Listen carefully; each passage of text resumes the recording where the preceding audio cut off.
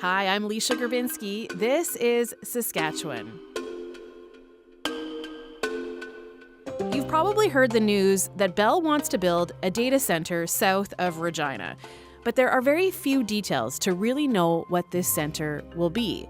So today, we're going to tell you what we know. CBC got this tip that there were plans to build a 90,000 square foot data center. This intrigued our provincial affairs reporter, Alexander Kwan. So Alex started sifting through some municipal documents, the way one does when they're a provincial affairs reporter. And he saw this application from a numbered company for a zoning change. Alex tells the rest of the story to CBC's Nicole Hack.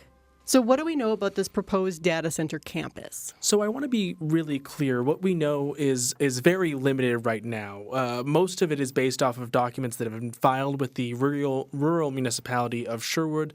Now that's a municipality just south of the city of Regina. Essentially, what was in front of that rural municipality, it wasn't a proposal for an AI data center.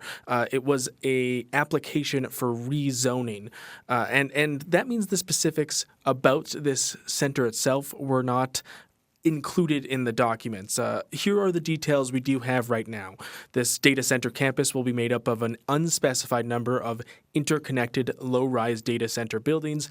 Each will have a capacity for 50 megawatts. The complex is projected to have 300 plus parking stalls, which could indicate a large workforce. It's also going to be powered by a nearby Sask power substation, and water will come from private cisterns. It's also going to be designed to meet or exceed all environmental and regulatory requirements. So, as I said, and as we will talk about more, there are very few concrete details in here, and that is, I think, allowing a lot of misunderstanding or assumptions to kind of fill in the gaps for people who are just hearing about this project now. So who's building it? So what we know is that it is a project by Bell Canada. The application in front of the RM of Sherwood was put forward by a numbered company, meaning that on its face, there's no clear indication of who was behind it, except that effort to have some level of kind of secrecy was kind of undercut by the supporting letters in front of the RM. They make it clear this is part of Bell's AI Fabric project. Now, that's Bell Canada's plans to build out AI capacity in Canada. And where is this supposed to be built? So the documents filed with the RM of Sherwood propose rezoning a parcel of land measuring approximately 65 hectares. It's going to be south of the Sask Polytechnic campus in Regina. Now, the rezoning would allow for the construction of this planned artificial intelligence data center rather than its current agricultural use. Now, I've been out to this field. I've been out to where this proposed site is located. It is essentially just an empty field right now. Right across the street is this Sask power substation, which would, I think, the plan is to have that power this facility. So right now it might be an empty field, but that could soon change. And for people outside of Regina, it's very close to the Sask Polytechnic and the University of Regina. Yeah, it's right south of them. So even though it's outside of the city of Regina's borders, because it is within the RM of Sherwood, it is right next door. Spitting distance. Exactly. So what's the timeline for this project? So you are going to hear this a lot from me today. It's unclear. We don't have that information. What we do know is that the documents make mention of this project being built in phases, with phase one of the project involving construction of an 8,500 square meter building. The plan, according to those documents, is to expedite construction of that phase one sometime this year. So what has been the response so far? University of Regina and Sask Polytechnic have both endorsed the zoning changes. In Sask Polytechnic's letter of support for the rezoning, they write, "We've been following the Bell AI Fabrics approach at their sites across the country, and their track record on waste heat capture and district heating is strong.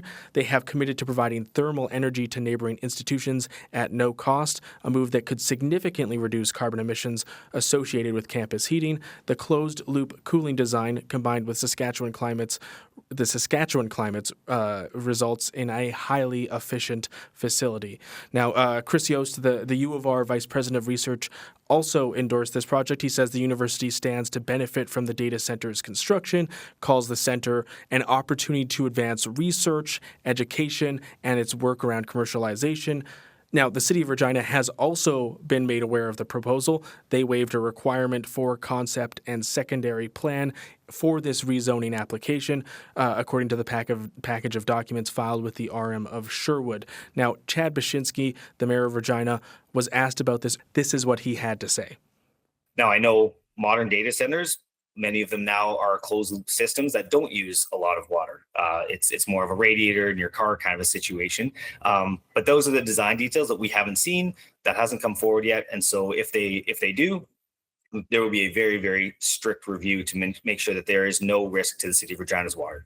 So that's the City of Regina, but have we heard anything from the province? Yeah, the Water Security Agency, SaskTel, the Ministry of Highways did not raise any concerns with the proposed zoning changes, according to the documents. But I do want to make it clear, the endorsement of the provincial government, these crowns, they don't mean they're endorsing the project itself necessarily. They are merely endorsing the zoning change because that was what was in front of them. Now, not everyone's on board. There's been some opposition to this proposed data center. I've seen petitions circulating. What can you tell us about that? Yeah, there are definitely several petitions circulating in Regina. There's a letter writing campaign. JJ Big Sky he lives in Regina. He's hearing a lot of concern from his community. Many concerns about its environmental impact and whether it's a tool that we use for good or whether it's a tool that we do not use for good. There is definitely plans to speak up at City Council. There's a petition going around, over 5,000 signatures on it already. In addition to that, we're calling, we're emailing, we're letting our voices be heard because we can't be silent about this issue. And our colleague, Louise Big Eagle, reached out to George Gordon First Nation, who owns the land that's directly adjacent to this proposed data center. They didn't respond to requests for comment, but she did get a hold of Jana Pratt, an activist who lives in Regina but is from George Gordon First Nation. As First Nations, we're always water is life. And I was one of those people that did go to Standing Rock, to protest about how important water is. And so that is a major concern of mine. So obviously a lot of questions about water usage and the effect on the grid. Absolutely. There is a lot of concern about water usage because of reporting out of the United States and other areas about data centers being built there or have been built already. And I will say that I spoke with David Mayer. He is an assistant professor of engineering at the University of Toronto. He looks at infrastructure specifically around water usage. He says water usage can be a valid concern, especially with existing infrastructure. The drivers of water use kind of go agriculture, then urban, and AI is growing and consuming water. It uses water differently, but so far, at least, the amount it's using sounds like a very large amount, but compared to how much the humans in a city use, it's not that much.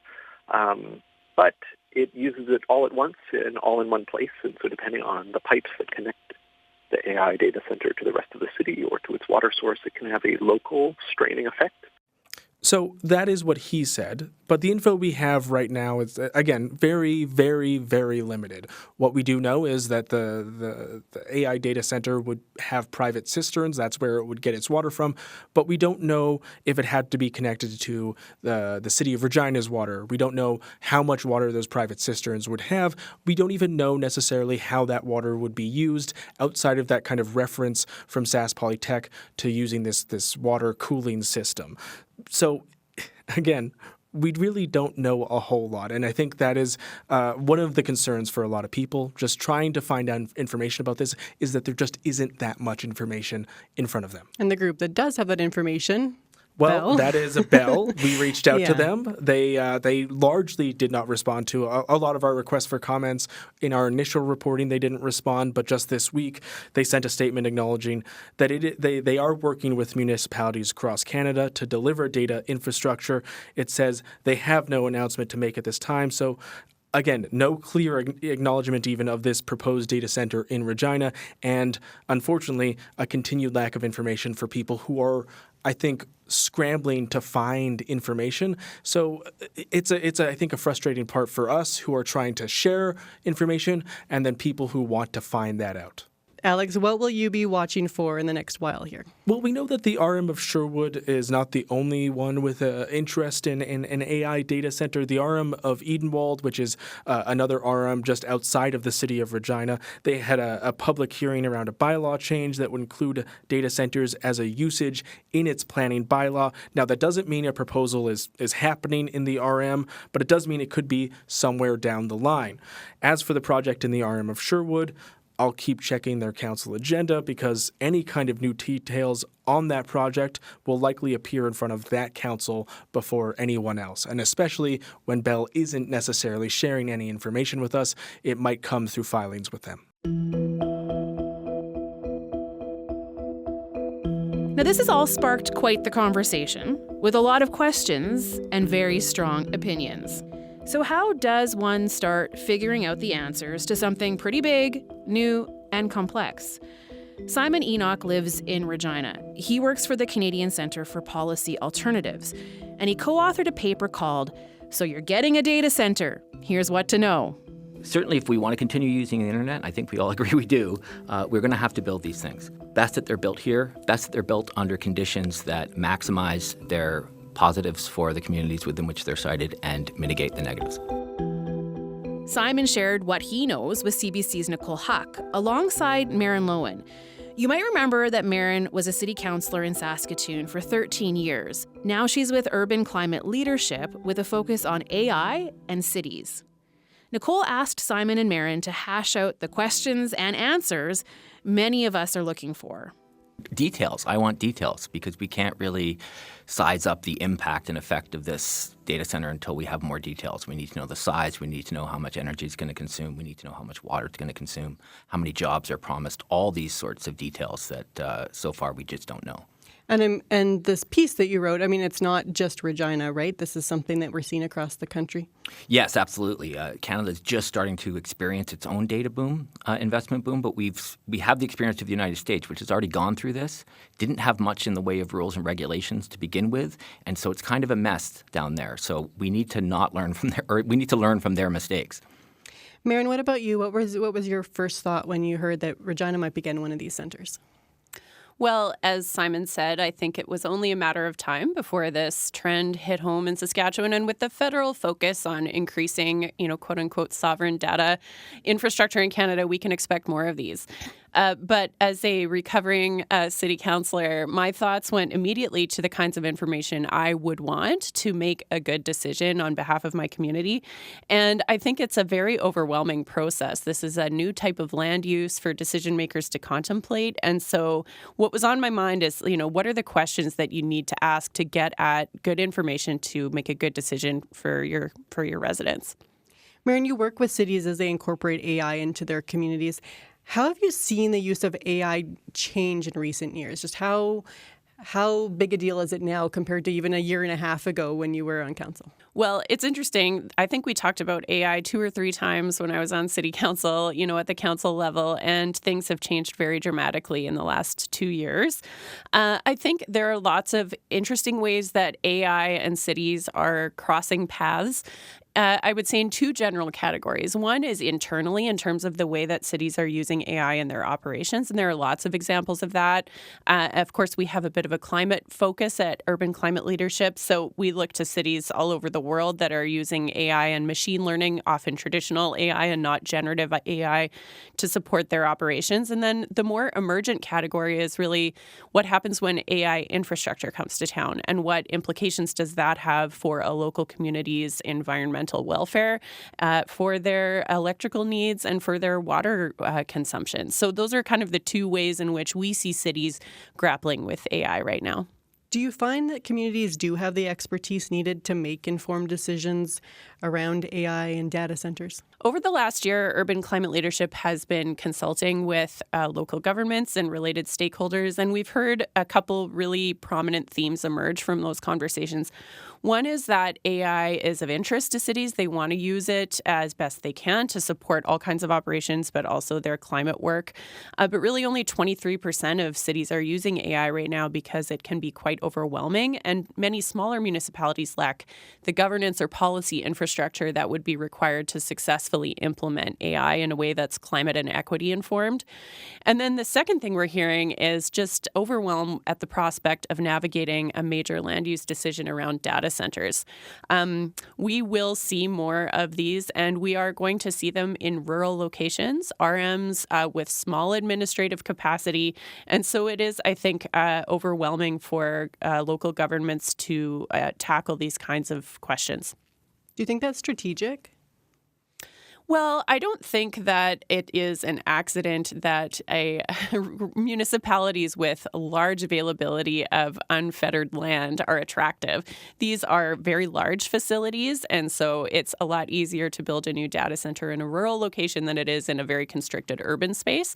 But, there are implications that are difficult to sort out around water consumption and energy grid impacts. And what we've seen in rural locations in the United States is really significant impacts for residents, particularly around electrical bills. In some cases, the power source of those data centers can create nuisance and public health issues. And so it's really important. And as Simon said, we have an opportunity as a country here to learn from lessons all over the world. I'd say the United States offers lessons that we should avoid. And then some lessons from places like Scandinavia about how you can manage these things really well. One of the concerns that we do hear from a lot of people, maybe, yes, the climate is in our favor for most of the year, but water isn't exactly something that we're running a plenty with in many parts of the province, especially Regina, where we truck in our water all the way from Buffalo Pound.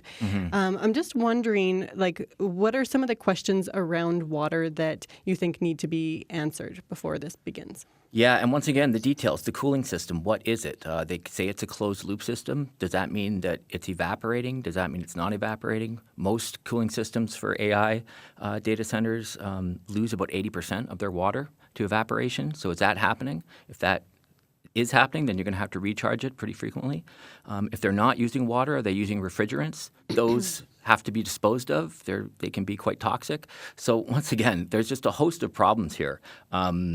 Or a host of questions here that need to be answered. And, if we are going to welcome data centers into our province, which, I have no real argument against, as long as we maximize the benefits and we minimize the negative consequences to the communities that are going to host them.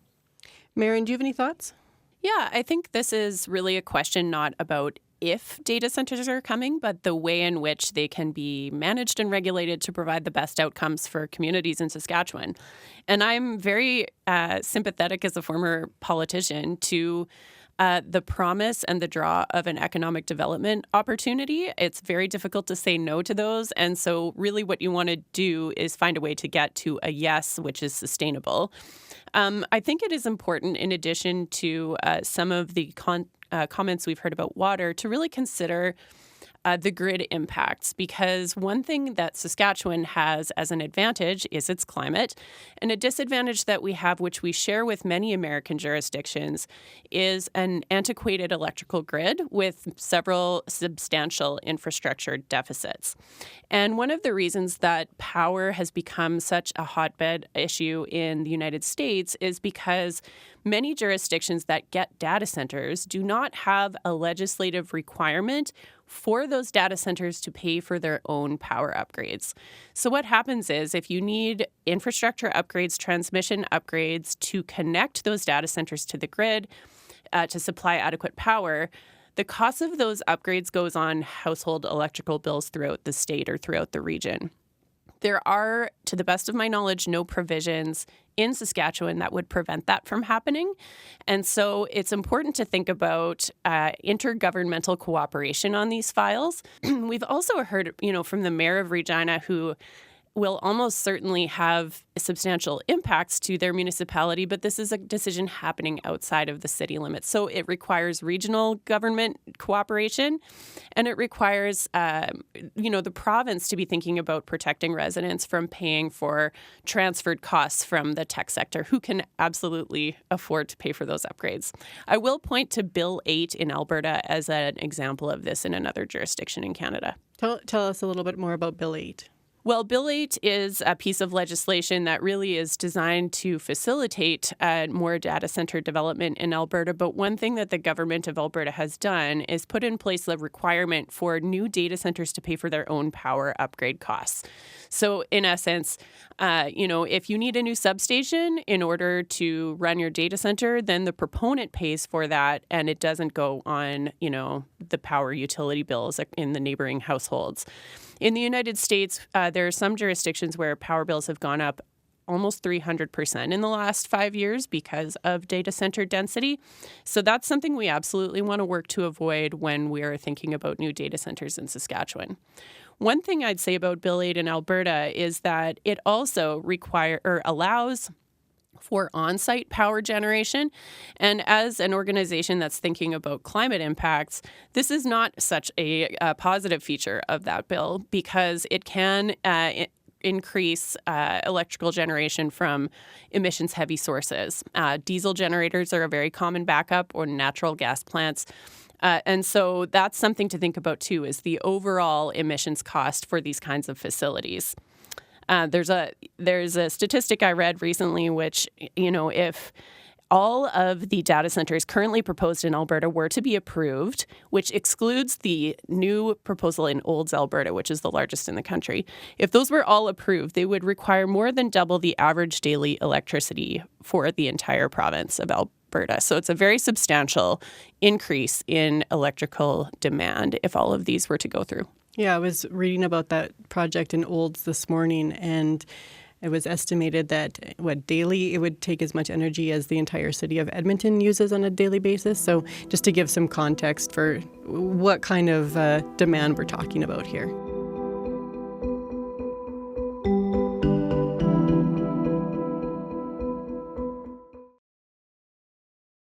Now, we have a federal AI minister now, which is even a new thing in itself, who has gone all in. The federal government has been seeking proposals for a large-scale AI data centers to be built in Canada. That deadline was February 15th.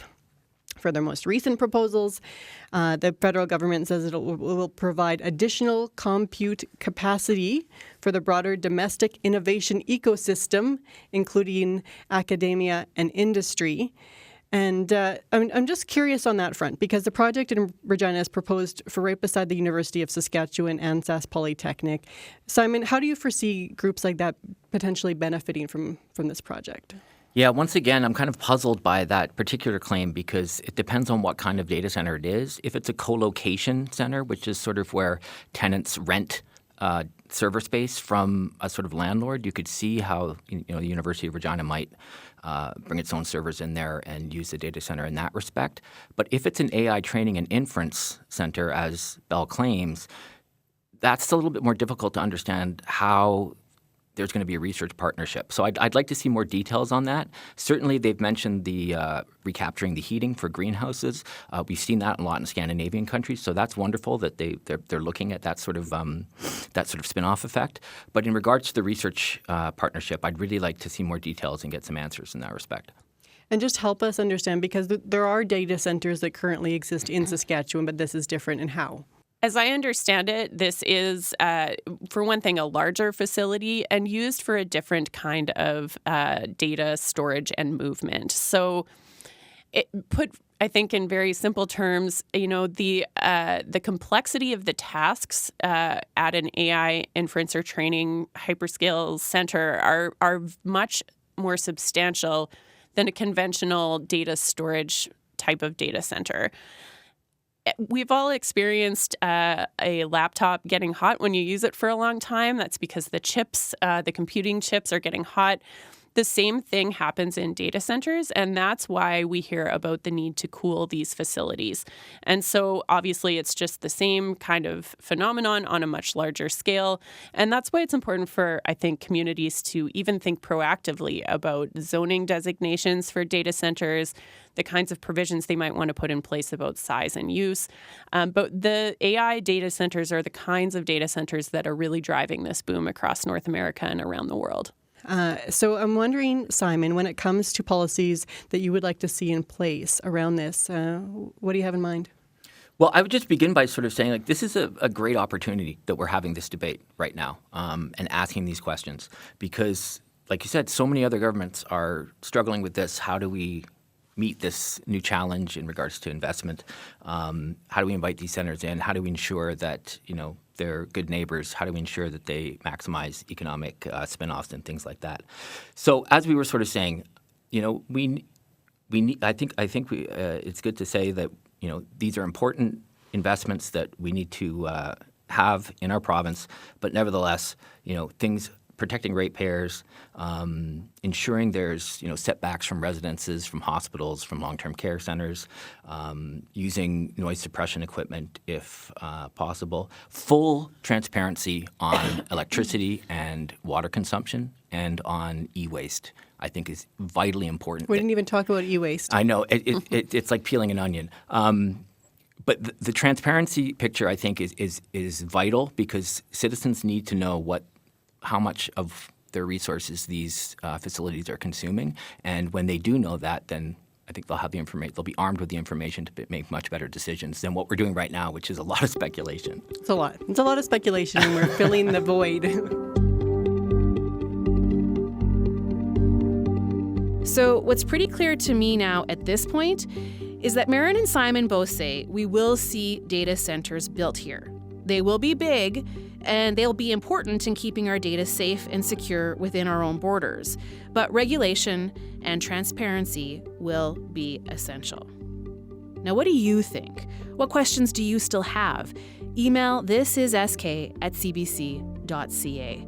I'm Leisha Grabinski. Thank you for listening. Adam will be with you Friday with our political panel, and I'll be back Wednesday with a brand new episode. We'll talk to you then.